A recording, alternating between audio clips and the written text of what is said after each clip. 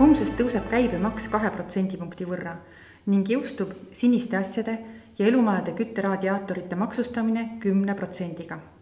Valitsus nendib, et see võib majapidamistes tunda anda, kuid inimesed saavad endid ka ise aidata, sest näiteks on roheliste asjade kandjatel õigus 30%-lisele tulumaksu tagastusele.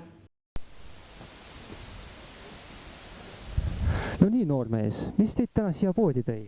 Kas te pole kuulnud uutest maksumuudatustest? Saan puhtal nende riiete eest ekstra 1500 eurot.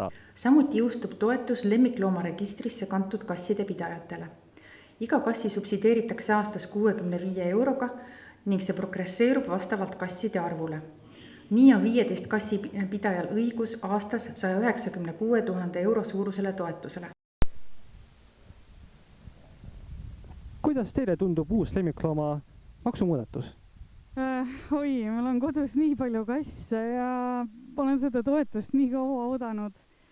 Ja kassidest ongi saanud põhimõtteliselt minu pere toitjad ja nad on justkui meie eest väljas.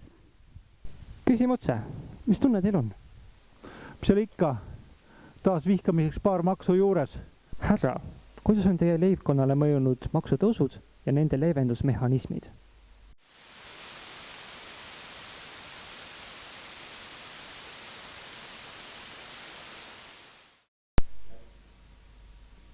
Väga väärikas vastus. Eesti inimene ei kulda.